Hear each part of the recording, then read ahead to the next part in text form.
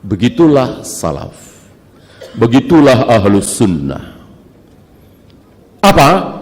Islam yang asli, yang sesungguhnya, yang diamalkan oleh Rasul dan para sahabat, yang diyakini menjadi keyakinan Rasul dan para sahabat. Itulah Islam yang sesungguhnya, salaf. Tiga manusia yang ketika tiga manusia ini masih hidup, warna itu semuanya putih. Belum ada kuningnya, belum ada hijaunya, belum ada merahnya, seluruh warna putih. Ketika tiga manusia ini masih hidup. Siapa dia? Rasulullah sallallahu alaihi wasallam. Yang kedua, Abu Bakar Siddiqul Akbar. Yang ketiga, Umar bin Al-Khattab. Ketika tiga manusia ini masih hidup, maka Islam hanya ada satu, yaitu Ahlus Sunnah wal Jamaah as-Salaf. Atau dengan kata lain yang sudah kita bahas, Al-Firqatun Najiyah, Al-Ta'ifatul Mansurah, Al-Ghuraba. Putih. Nah, ketika Umar terbunuh saat mengimami salat subuh itu, ditusuk dari belakang oleh Abu Lu'lu'. Setelah itu muncul warna lain, muncul firqah baru. Islam sudah tidak satu lagi, tapi dua. Di zaman Utsman, mulai zaman Utsman, membesar di zaman Ali, Islam menjadi dua kelompok. Apa dan apa? Ahlus Sunnah Salaf dengan Khawarij tadi. Dengan Khawarij dua. Tadinya cuma satu. Seluruh kaum muslimin adalah Ahlus Sunnah. Seluruh kaum muslimin adalah salaf. Antum tidak akan dapati di hari itu seorang muslim salat baca usolli. Seorang muslim ibunya meninggal ditahlilkan 3 hari, 7 hari, 40 hari, 100 hari. Seorang muslim memperingati Maulid Nabi, nuzulul Quran, Isra Mi'raj, tahun baru Islam, tidak akan kita dapati di hari itu. Islam satu, salaf, sunnah, ahlus sunnah. Tidak ada satupun seorang muslim yang berkeyakinan bahwa kuburan-kuburan orang soleh bisa mendatangkan manfaat. Kita bisa mendekatkan diri kepada Allah lewat kuburan-kuburan orang yang soleh. Belum ada di hari itu. Satu. Ya. Akhirnya menjadi 2, akhirnya menjadi 3, akhirnya menjadi 4, dan seterusnya sampai 73. Sampai 73. Yang pertama, yang kedua, yang ketiga sudah kita bahas. Untuk yang keempat dan seterusnya tidak mungkin kita bahas satu persatu karena tadi berat. Wabil khusus tentang nama dan sifat Allah. Nama dan sifat Allah ini berat. Saking beratnya tadi, seorang Imam Nawawi, seorang Ibnu Hajar tergelincir, dan beliau berdua ini contoh. Masih banyak ulama-ulama lain yang tergelincir dalam masalah akidah. Antum tahu barangkali Imam Suyuti, ya. Antum tahu bagaimana Ibnu Abi Du'ad. Ini kan ulama-ulama. Az-Zubaydi, ini ulama-ulama, tetapi terkena syubhat. Terkena syubhat. Dari sini kita tahu yang terkena syubhat bukan hanya orang awam. Yang terkena syubhat bisa orang awam, bisa orang alim, bisa ulama. Ulama bisa terkena syubhat. Ya, Imam Nawawi apa bukan ulama? Ibnu Hajar apa bukan ulama? Tapi sedikit tergelincir dalam masalah asma wa sifat, ya kan? Oleh karena itu kita boleh berharap.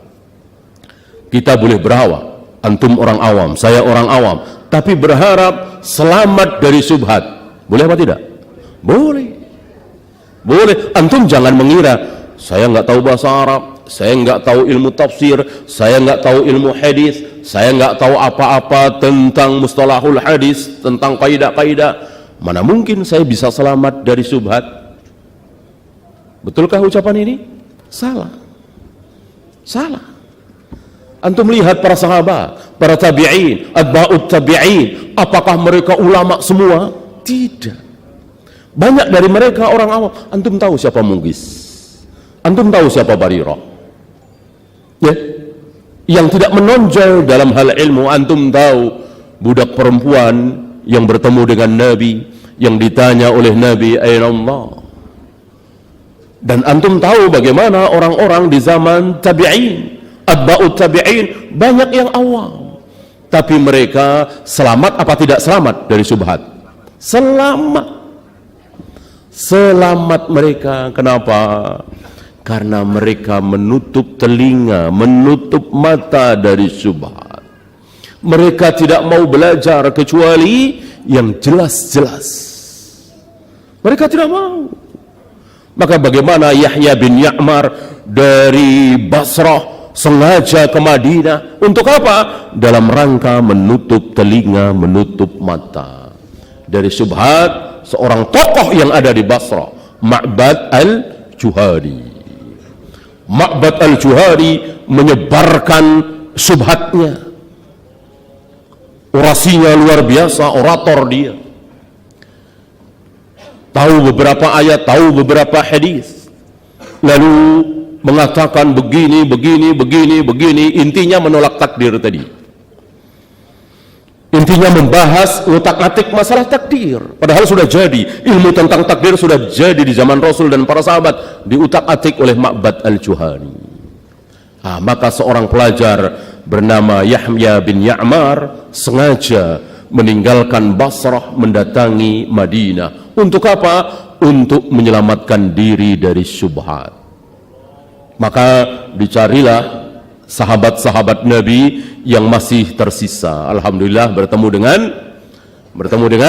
Ibnu Umar. Bertemu dengan Ibnu Umar, melaporkan bagaimana syubhat yang keluar dari mulut Ma'bad al-Juhani.